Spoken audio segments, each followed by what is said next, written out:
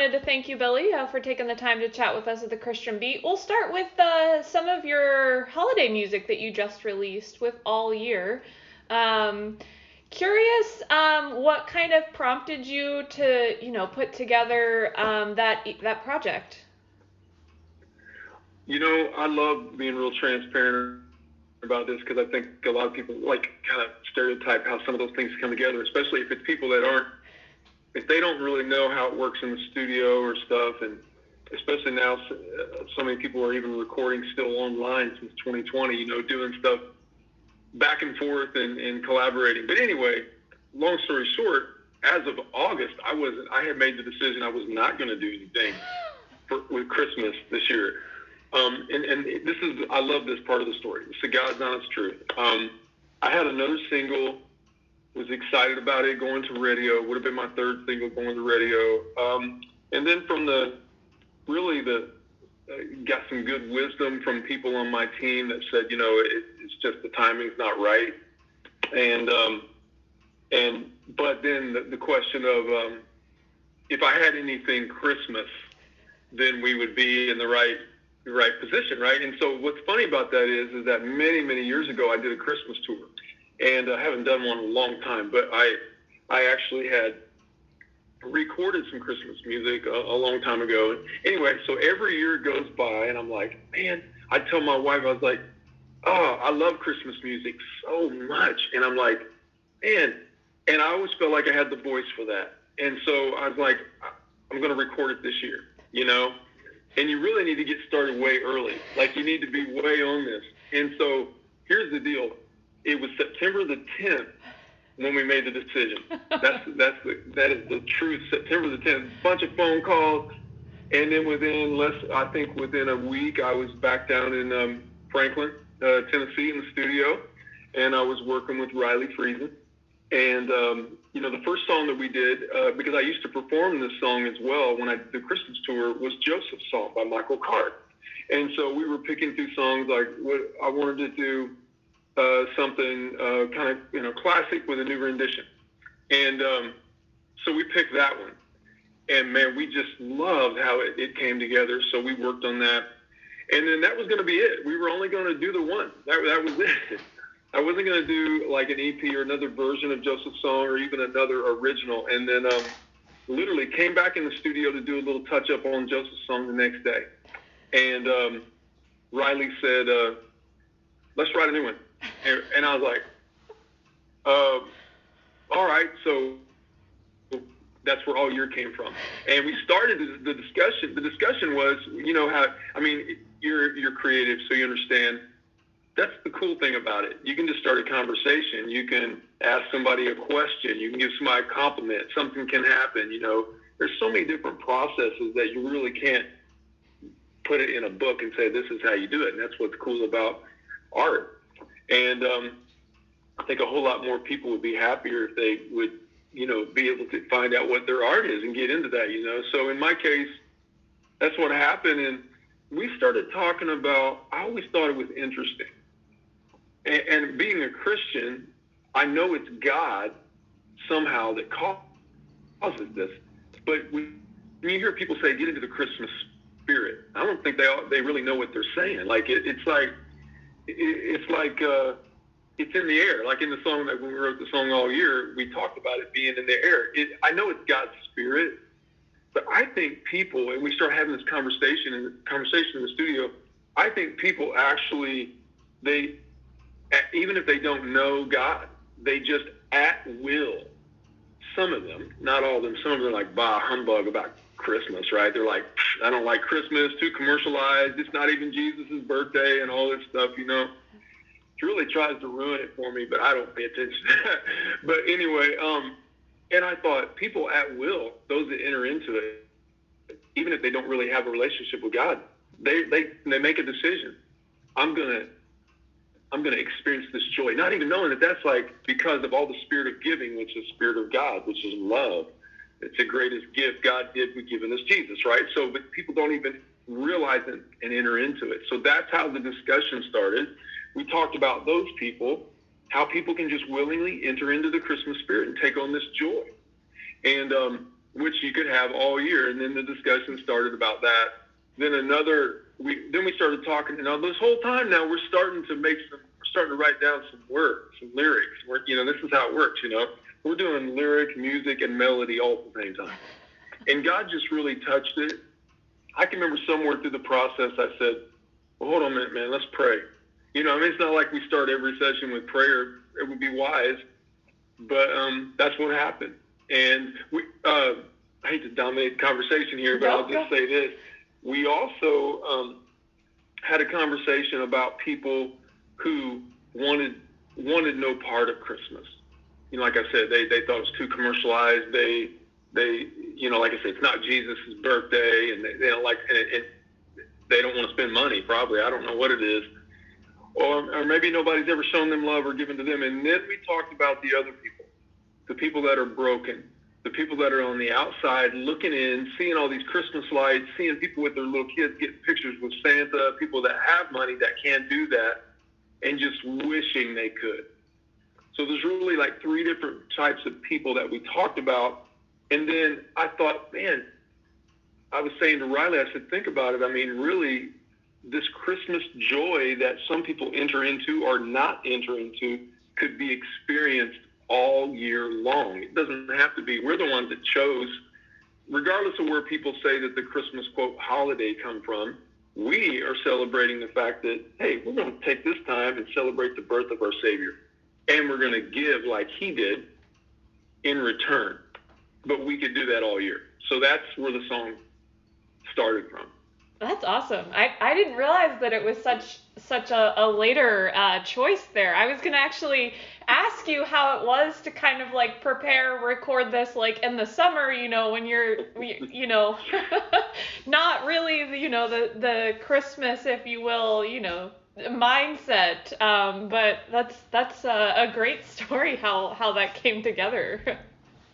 Yeah, and I mean, the whole time we're praising God. Like, I'm listening to what God, I felt like God was helping us. I felt like it was coming together so smoothly, and I could feel, right about the time we were actually recording the vocals to doing the cover to Michael Card's song, Joseph's Song.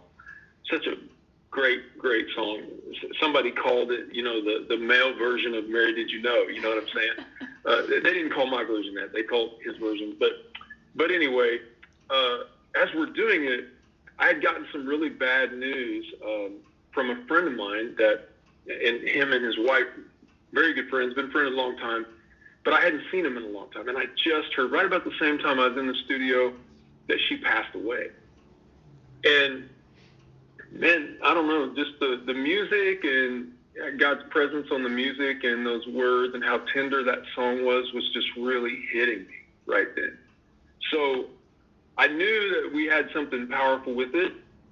And so for me, I would have just walked away with that one song and been like, okay, let's go for it. We're going to, let's take this one and let's release this one, And then that's when Riley suggested all year. And then when that one started coming together, there's a thing with artists where if you're doing recording, when you get the demo done, like the writing demo, and you haven't really laid down, you've done scratch vocals, you've done this or that, you haven't made all the changes, everything's not really in the pocket.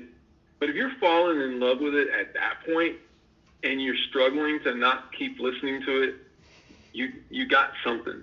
And that was what was happening. And so they sometimes I've had producers say, don't listen so much that you get what we call demoitis, which is you fall in love with the demo, and then when we get the project done, you love the demo more than you love it. So it's one of those things. But no, I'm just so thrilled. I'm very humbled by it.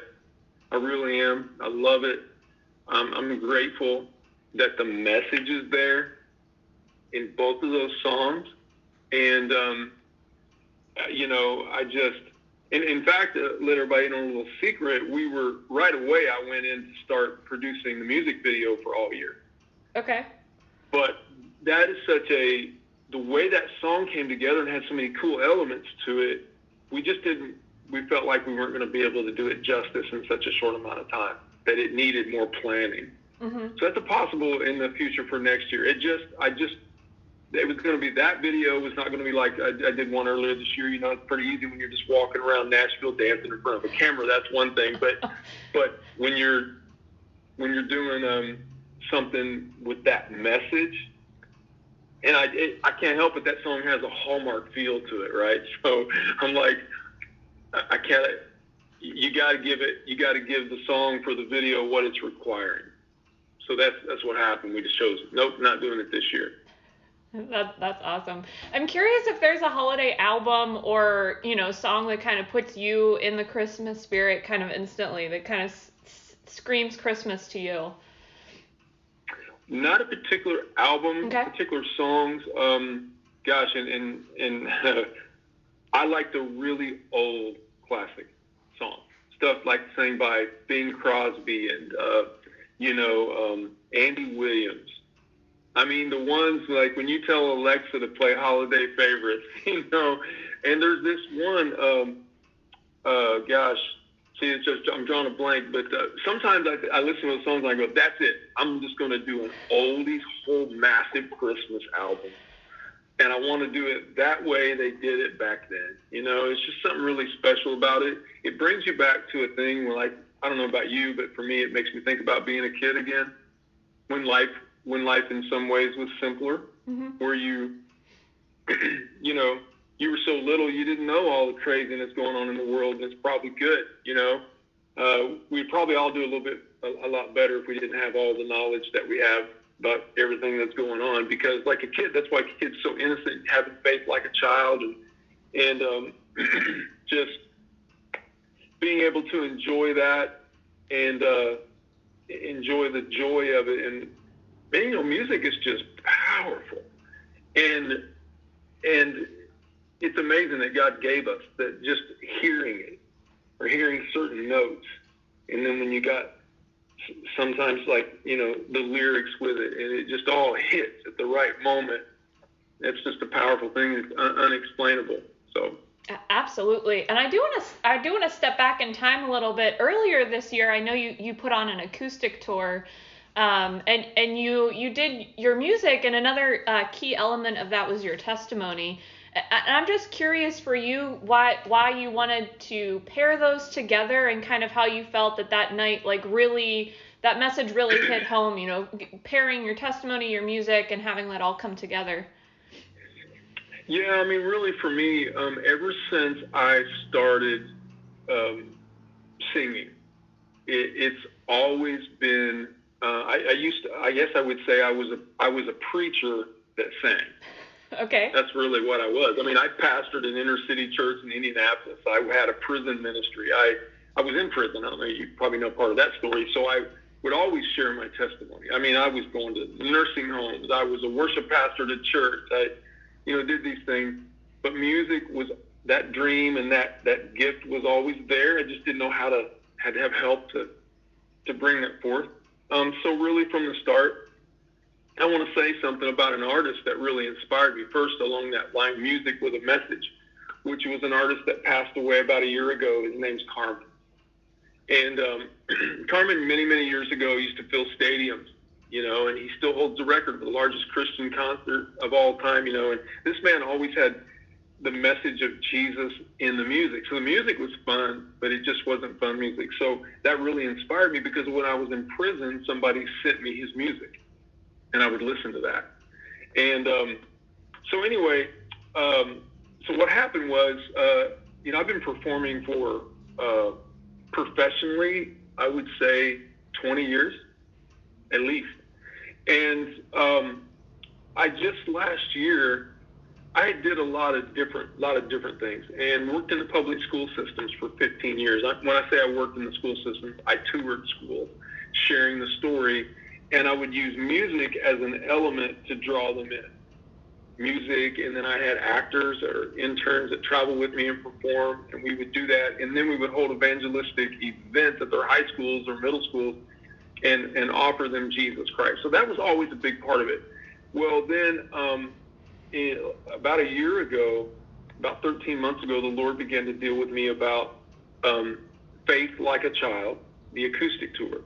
And I was talking with with my publicist about it, and we were talking about an acoustic tour and stuff, and we came up with that name, and it just fit really well because I felt like the Lord was speaking to my heart that we needed to get back to simplicity, like I just said to you a few minutes ago about the Christmas music as a kid, because everything had become in this world so convoluted, if that's the right term, and so much information, and and too easy to get too much information and being in other people's business. And it's like, I don't even think we were created to know all that stuff, I don't know. But anyway, I feel like the Lord was saying, help people get back to the simplicity of the gospel. And then I was reminded, see, I came to Jesus the first time because I ran from him later. But I believed in Jesus Christ the first time I can remember when I was 10 years old. And my mom and dad let me go to a Baptist church. They didn't go, but they weren't like anti-God. I mean, stuff like that. We had the big white Bible on the coffee table when I was growing up. Nobody ever read it. We had some pictures of what we thought Jesus looked like hanging on our wall. You couldn't say Jesus Christ in my house. You couldn't say God. My mom would get mad, and I'd be in trouble, and things like that. But they didn't go to church. But anyway, I did. The Baptist church came, picked me up, took me to church. And one Sunday morning, the Baptist church put all of us little kids on the bus, took us down the street. I'm assuming they probably got a permission slip from the parents or whatever, because they picked us up at our homes with the bus traveling around the neighborhood, picked all the little kids up, took us to the church, and then took us down the street to the fire station. And what they did was they pulled all the fire trucks out, and they set a little stage up in the garage. And chairs inside of a fire station. I mean, who thinks that that's pretty creative? What little kid is not going to be interested in that? I mean, that is like thinking so outside the box. And then they preached Jesus, and I accepted Jesus into my heart. And I just remember that moment. I remember the simplicity of it. I was only captivated by that fire station garage. And the fact that there's other little kids there, there's a preacher. I don't know anything about who's president. I don't know about bank accounts. I don't know about money needing to be made. All these. I don't know any of these things. I'm just the heart of a child, and I found it ironic that God in His Word keeps talking to us and referring to us as children, and constantly, all through the Bible. My child, children, be imitators of God as dear children. It says, and all these things. And the innocence of that. And so that was what spawned the name Faith Like a Child, the acoustic tour, and then the testimony. And so it's always been music with a message for me. So it just fit. So, on a night, I'm still on that tour, by the way. I'm still doing some of those shows. And, it became a great opportunity not only to deliver the music, but really the music opens the door for the testimony. And you know what I've found? Just you can tell by people's comments on Facebook or how people refer to music when they hear it. People inherently want to go deeper than just the music itself. Like you listen to their comments, they want to talk about how it affected their life. So they're really after the message. So, it'd be a real danger to try to, deliver the music without being able to share the gospel. So that's really the story. And we have people come to Jesus on this tour. We've had people receive prayer, different reasons in life. And it wasn't like we had altar calls every night or something like that. But also, I got to partner with a great organization rescuing children from human trafficking. And that organization is called Destiny Rescue. And they became the premier sponsor of our tour. And then we had another sponsor called NAFC, National Association of Forensic Counselors. And those organizations, we teamed up with them. And we were able to, already rescue over, let me see. I mean, it's hard to even count the numbers of children that are affected by the rescue sponsors that stepped up on this tour. So anyway, it's just been a powerful opportunity, and I've been loving it. That's absolutely awesome. I know we're getting close to time, so I have one final question for you. But what are you most expectant for, or what are your biggest goals looking ahead to next year? Well, I'm already in negotiation right now about another 30-city tour for next year. Nice. So I'm really excited about it. I feel like I'm supposed to stay the course with that. I'm going to be back in the studio releasing more music. I've got something secret going on right now about that. And I think more music, more opportunities to share the message. You know, for my wife and I, we just think that the opportunity with the music and the message in her book, it's just expanding all the time the testimony. People just love and get encouraged to have the testimony. And they can see, you know, you and I, people that are just real with them, not distant, we become relatable. And they're like, okay, if they can do it, I can do it. You know, I posted yesterday about some radio stuff going on with the new Christmas song. Mm-hmm. And the point that was interesting that I was able to say something about was, you know, I remember walking around prison yard in Indiana as an inmate, because they have these tracks you can exercise. And I remember walking around it, praising God, praying to God, talking to God. And now I get to talk about God, sing about God to the masses. And to me, that's like, what? You know, I'm just a little kid from Indiana, faith like a child. Anybody can have it, do it, and live a hopeful life. That's awesome. I just want to thank you again, Billy, for talking today. I really have enjoyed getting to hear more of your heart behind your story and your music. Thank you for having me. I look forward to next time. Absolutely.